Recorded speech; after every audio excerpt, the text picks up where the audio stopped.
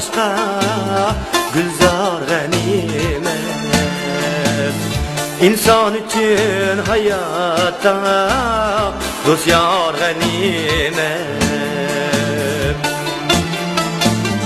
Essalamga cemleşken köngül söygisi, görüşkende şirin söz ızhar ganimet.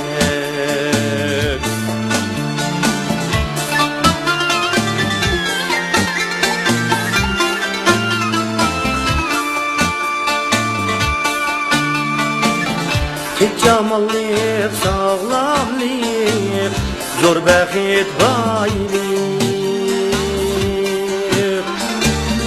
Yaman gözden saxlaşqa tumar ganimet. Kuş kudretin var eda dostlani eyvallah. Uzun yolda sınalgan tulpar ganimet.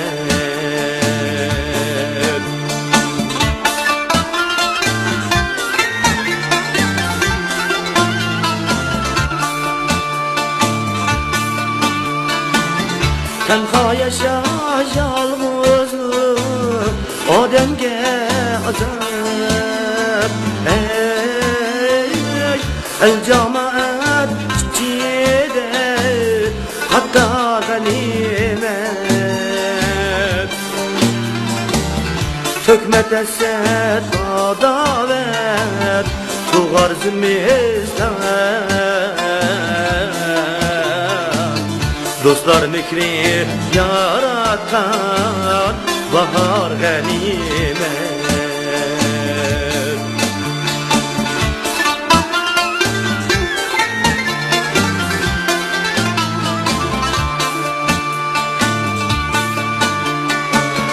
Sürgün hayat muhabbet dostluk fezniye.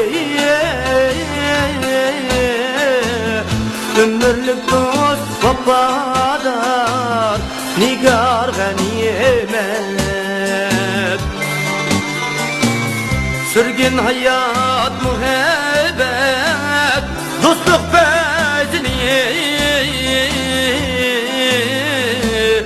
Ömürlük dost vafadar nigar ganimet. Kim bildi ki yetimiz kaysimiz baldır. Yoklap turgin dostlani didar ganimet. Kim bildi ki yetimiz kaysimiz baldır. Yoklap turgin dostlani didar ganimet. Yoklap turgin dostlani didar ganimet.